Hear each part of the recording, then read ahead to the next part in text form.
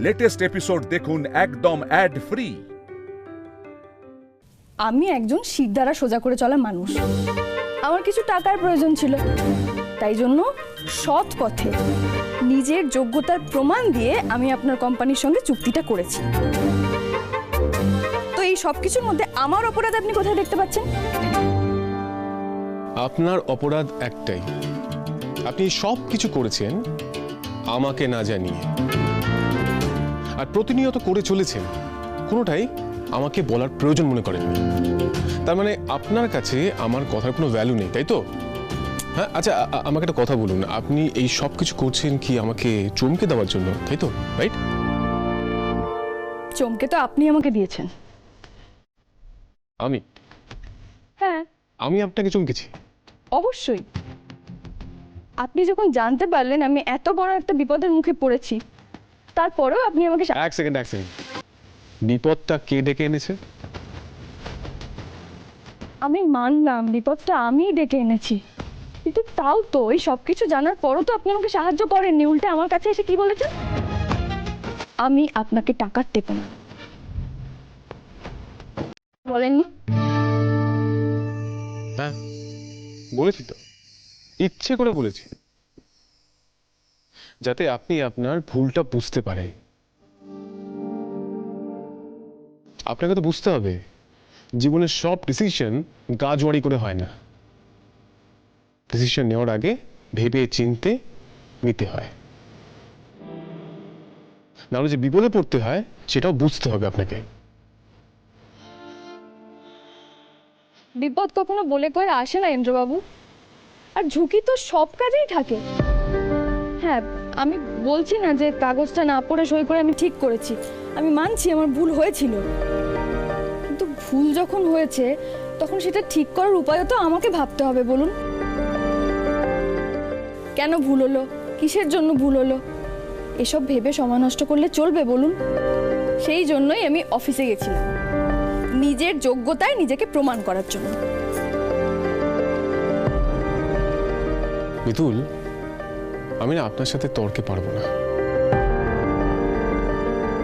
আপনি যতই যুক্তি দিয়ে বোঝান না কেন, আমি একটা জিনিস মাথায় রাখবো, আপনি সব কিছু করেছেন আমাকে না জানি, তাই আপনাকে আমি ক্ষমা করব না।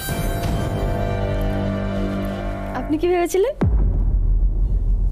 আমি আপনার কাছে হাত পাতবো, আর সেটা হয়নি বলে আপনি আমার উপর খুব রেগে গেছেন, তাই না? তাহলে কার ইগো বেশি হলো, আমার না আপনার? এই শুনুন, আপনি না আমাকে লেকচার দেবেন না, বুঝতে পেরেছেন? লেকচার দিচ্ছি না তো, আমি যেটা সত্যি সেটাই বলছি। শুরুতেই কি সুন্দর লক্ষ্মী বইয়ের মতো আমি আপনার কাছে হাত পেতেছিলাম, তখন যদি সাহায্যটা করে দিতেন তাহলে সব মিটে যেত, কিন্তু না, আপনি তো সেটা করলেন না।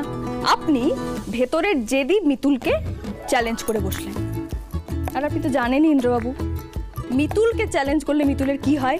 মিতুলের জেদ চেপে বসে। ব্যাস ব্যাস ব্যাস, হয়েছে, অনেক হয়েছে। চেপে যায় মিতু। এই এক মিনিট,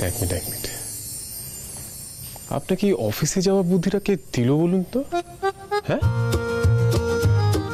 অর্ক না, ও তো এই বুদ্ধি দিতে পারে না, কারণ ও জানে একবার যদি আমি জানতে পারি তাহলে ওর কি অবস্থা হবে। বাড়ির অন্য কেউ না, আপনি, এই বুদ্ধিটা আপনার, আমি শিওর। আপনি হচ্ছে এই বাড়ির মধ্যে একমাত্র ব্যক্তি যে আমার রাগকে ভয় পায় না। তাই তো? এই বুদ্ধিটা আপনার মাথা থেকে বেরিয়েছে, তাই তো? অফিসে গিয়ে আপনি বলা হচ্ছে, আর কি হচ্ছে? আমি সত্যি বলছি, আজ যদি দাদু না থাকতো না, আমি আপনাকে না তক্ষুনি বার করে দিতাম। বার করে দিতেন? কেন বার করে দিতেন? ও, আমি বুঝতে পেরেছি, আসলে একজন শিল্পী মিতুলকে দেখতে আপনার অসুবিধা হচ্ছিল। আপনি ভুলতে পারছিলেন না যে আমি আপনার বউ, তাই তো? না, পারছিলাম না।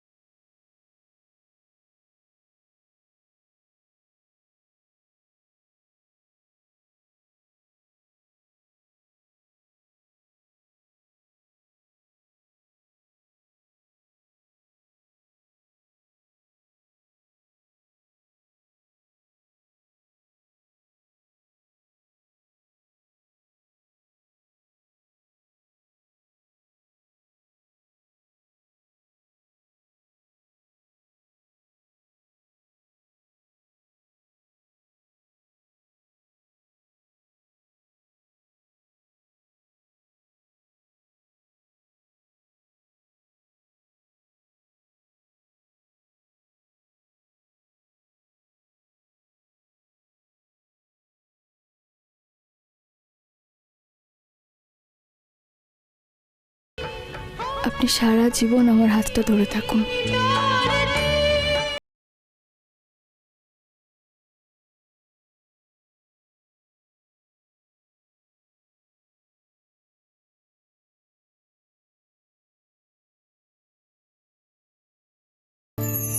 আবার কি ভাবছেন? কিছু না। আপনি এখনই বা কম কি বকছেন আমাকে? সে তখন থেকে তো বকেই যাচ্ছেন। এটা কিছুই না। আমি যাই হোক, আপনি কাল থেকে কাজ শুরু করবেন তাই না? হ্যাঁ। হুম হুম। আমি যাব তাহলে কি করতে? দেখতে যাব আপনার কাজ।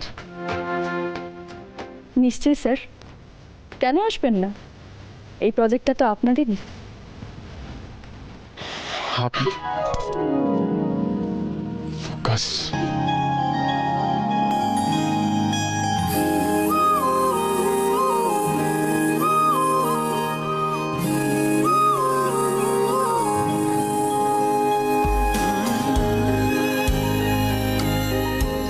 দেখতেই বড় সড়ো, আসলে জেদটা পুরো বাচ্চাদের মতো।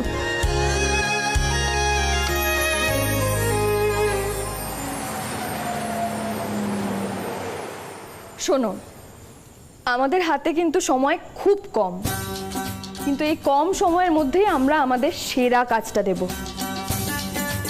এই মূর্তিগুলোর সাথে আমার পরিবারের মান সম্মান জড়িয়ে আছে। আমি তোমাদের জন্য ছাঁচ তৈরি করে রেখেছি, সেই ছাঁচে ঢেলে তোমরা বাকি মূর্তিগুলো তৈরি করে নিও, কেমন? এসো তাহলে মাটি মাখা কাজ শুরু করি। চলে এসো।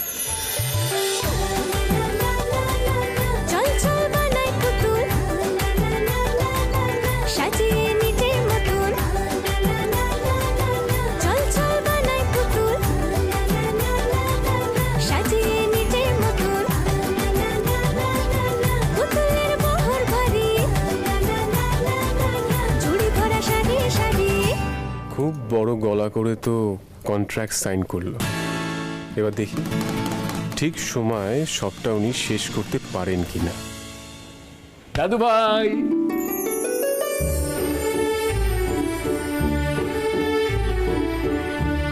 কেমন বুঝছিস?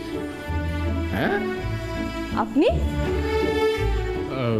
দাদু তুমি এখানে কেন?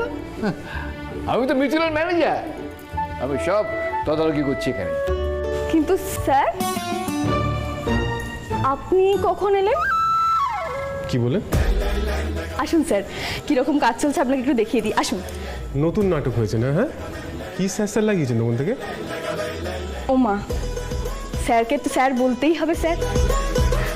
দেখুন, আমরা একে অপরের সঙ্গে ব্যবসা করছি, আর কাজের জায়গায় এটুকু নিয়ম তো পালন করে চলাই উচিত, তাই না দাদা? একদম ঠিক বলেছেন আপনি, একদম ঠিক কথা বলেছেন।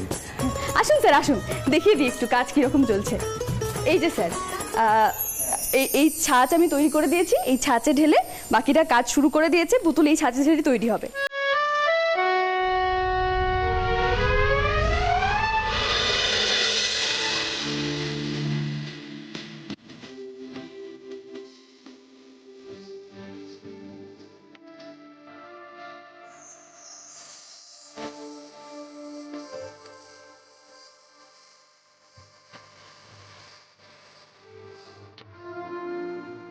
বাহ,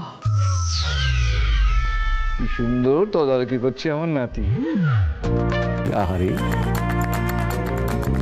দারুণ দারুণ দারুণ। না না, এতে লজ্জার কি আছে? আপনারা বিয়ে করেছেন তো ভালো লাগছে দেখতে, খুব সুন্দর লাগছে দেখতে। হ্যাঁ দাদু কি? চুপ। দাদু, হ্যাঁ বলছি কি, আমার একটা স্বাদ হয়েছে, কি রাখবেন? বলুন না, হ্যাঁ বলুন, নিশ্চয়ই রাখবো, বলুন। বলছি, এখানে যদি আমরা বিশ্বকর্মা পুজো করি তাহলে কেমন হয়? কি বিশ্বকর্মা পুজো? হ্যাঁ দাদু, আমি চাই আমি যে এত বড় অর্ডারটা পেয়েছি সেটা বিশ্বকর্মা ঠাকুরের আশীর্বাদ নিয়ে ভালোই ভালোই হোক, আমি যেন আমার লক্ষ্য পূরণ করতে পারি।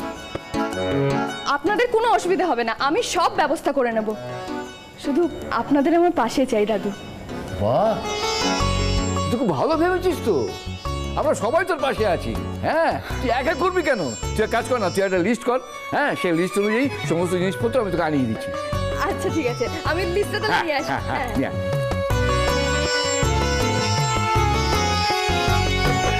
এই যে দাদু, হ্যাঁ। একটা মূর্তি, হ্যাঁ। ফল ফুল হ্যাঁ, আর like- ভোগের জন্য কিছু। আচ্ছা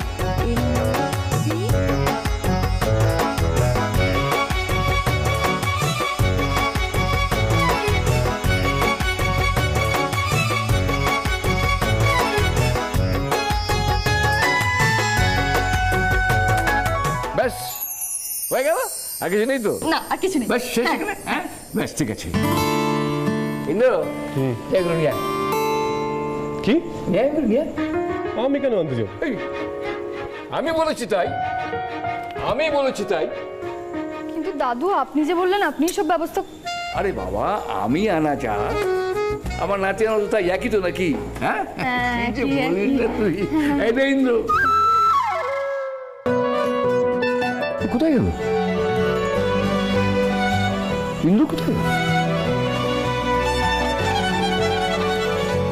অদ্ভুত, মাঝে মাঝে যে কি হয় ওনা উনি জানে। যা খুশি তাই করুক, আমি ওর মধ্যে নেই।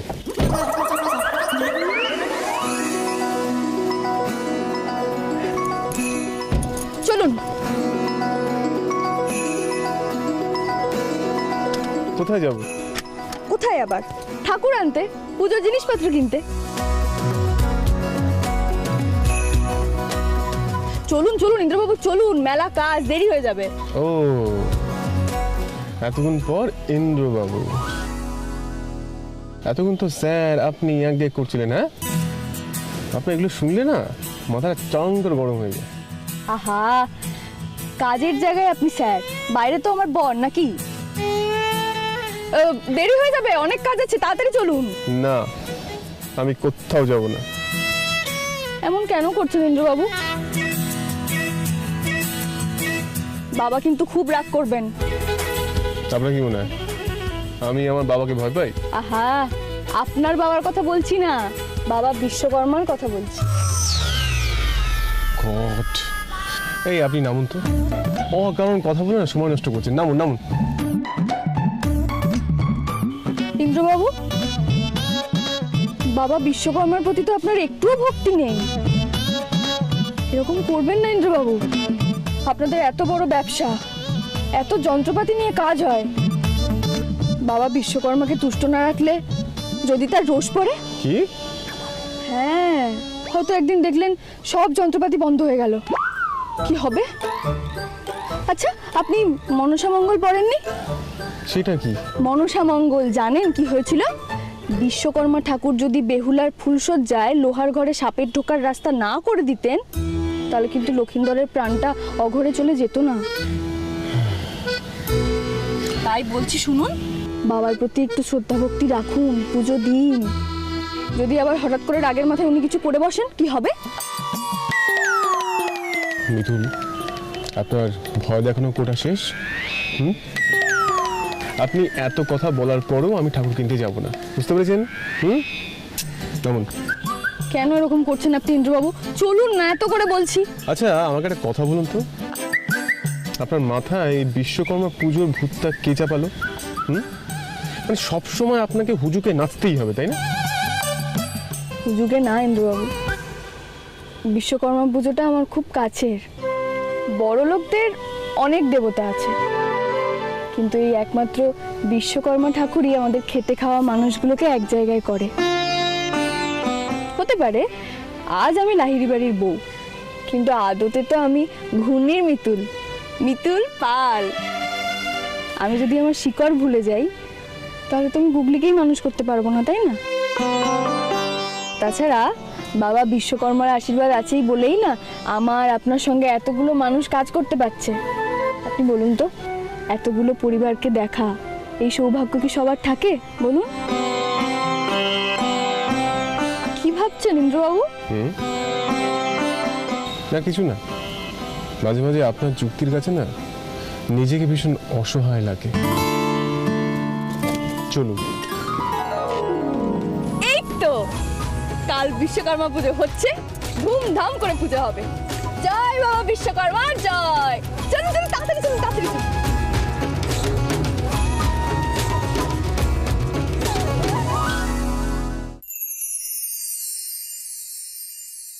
বাবা, দাদু, পিসিমণি, কলি দিদি, কোথায় তোমরা? শিগগিরই এসো। আরে আসছি। আরে মিতুল, এত সবজি বাজার কি হবে?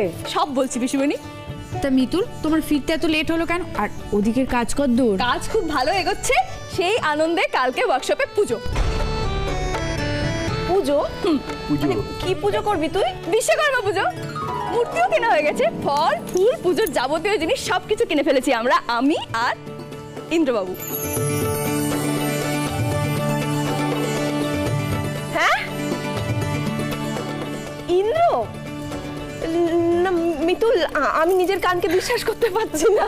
কি বলছিস? ইন্দ্র পুজোর জিনিস কিনেছে? হ্যাঁ, তবে আর বলছে কি, এই মিতুলই পারবে আমার এই দাদু ভাইকে ঠিক পথে ফিরিয়ে আনতে। আচ্ছা শোনো, দরকারি কথাটা আগে সেরে নি। সেটা হলো যে কালকে আপনাদের সবাইকে কিন্তু ওখানে যেতে হবে, আর খাওয়া দাওয়া ওখানেই হবে বাবা। জানিস মিতুল, জানিস মা, তুই না আমাদের সব পুরনো স্মৃতিগুলোকে না উস্কে দিচ্ছিস। আমি জাস্ট এই কথাটাই ভাবছিলাম বাবা। তোমার মনে আছে আগে প্রত্যেক বছর এমিলির ওয়ার্কশপে কি সুন্দর করে বিশ্বকর্মা পুজো করা হতো? কিন্তু ওই ঘটনার পর থেকে তো আর বাদ দে না, ওসব কথা বাদ দে, নতুন করে ভাবনা। এই মিতুল মানে আমাদের আবার সব একটু একটু করে নতুন করে সব ভাবতে শুরু করাবে, তাই না বল মা? এই মেয়ের কথা ইন্দ্র এখন থেকে উঠছে আর বসছে। এরপর যদি জানতে পারে যে মিতুলি ওর মেয়েকে ওর কাছে ফিরিয়ে এনেছে, তাহলে তোকে মাথায় তুলে নাচবে। খুব সাবধান আন্টি, তুমি কিছু একটা করো, না হলে কিন্তু তোমার ইন্দ্র তোমার হাত থেকে বেরিয়ে যাবে। আচ্ছা মিতুল, কি দিয়ে সাজাবে কিছু ঠিক করেছো? আমি বলছি ঠাকুরের জায়গাটা ফুল আর ঘুড়ি দিয়ে সাজাবে। আচ্ছা আচ্ছা, বেশ বেশ। শোনো, আমাদের কিন্তু অনেক কাজ বাকি আছে। হ্যাঁ, ভোগের খিচুড়ি লাবড়ার জন্য সবজি কাটতে হবে, মালা কাটতে হবে, বাবারে মেলা কাজ। তাহলে আমরা দাঁড়িয়ে আছি কেন? আমাদের কাজ করতে হবে। হ্যাঁ, চলো চলো। ও শোনো না পিসিমণি, শোনো, আমি ঠিক করেছি খিচুড়ি, লাবড়া, বেগুন ভাজা আর চাটনি বানাবো। হ্যাঁ, সবজিগুলো কিন্তু কাটাকুটি করে রাখতে হবে, না তো কালকে সকালে ঝামেলা হয়ে যাবে। চল চল, হ্যাঁ, চলো চলো চলো চলো। তুই দাঁড়িয়ে থেকে কি করছিস রে? যা ছুরি বটি যা আছে নিয়ে আয়। আনছি পিছনে আনছি, দাঁড়া। এই পঞ্চা, এই ঝুড়িটা নিয়ে চলো চলো চলো চলো। এই তো দাদু। বটি নিয়ে সরো, কোথায় সরো?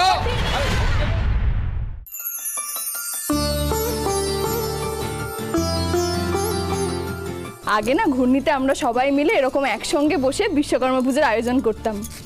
আবার কতদিন পরে যে এরকম আনন্দ করছি তোমাকে বলে বোঝাতে পারবো না। মিতুল, তুই আনন্দ করছিস কিনা আমি জানি না, তবে তুই আসার জন্য এই বাড়িটা আবার প্রাণ ফিরে পেয়েছে রে। দেখি একটু আদর করে দি।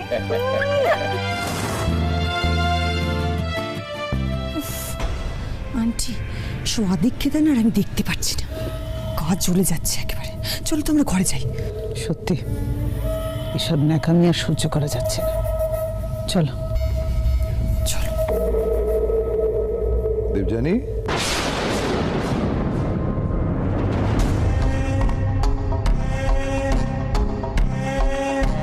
কোথায় যাচ্ছ? আমার ঘরে। আমি এখানে থেকে কি করব বলো?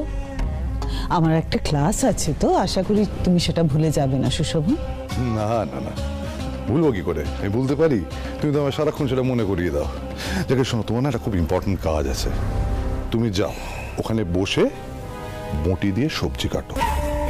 ক্লাস দেখাচ্ছে, বাড়ির সমস্ত মেয়েরা কাজ করছেন, ক্লাস দেখাচ্ছেন।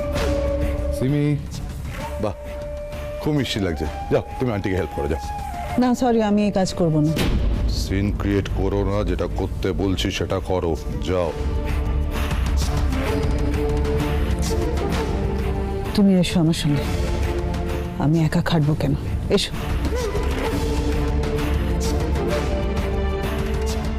পঞ্চা, ব্যাগগুলো নিয়ে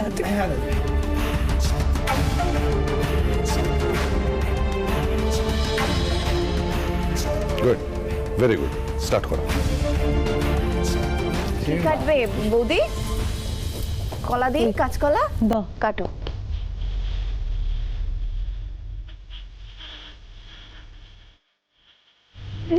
আচ্ছা বলছি যে সিমি কেন বসে থাকবে, শাকগুলো বাছো তো।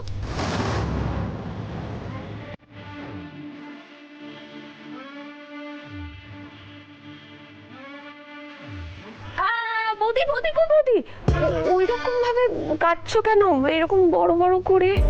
মামুনি আপনি ছেড়ে দিন, হ্যাঁ আমি সব করে নেব, কোনো অসুবিধা হবে না। আন্টি ছেড়ে দাও না, সব কাজ যখন ও করে নেবে বলছে করুক, মরুক গে। চলো এই ফাঁকে আমরা পালাই। আরে সিমি দিদি কোথায় যাচ্ছ? দাঁড়াও, এই যে এটা নিয়ে যাও। কি করবো এগুলো দিয়ে? আলুগুলো ধুয়ে আনবে পিসিমণি। এই না,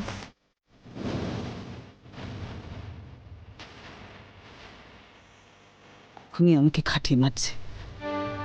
এরপর বুগলি আসল পরিচয় জানলে যে আরো কি কি করতে হবে কে জানে।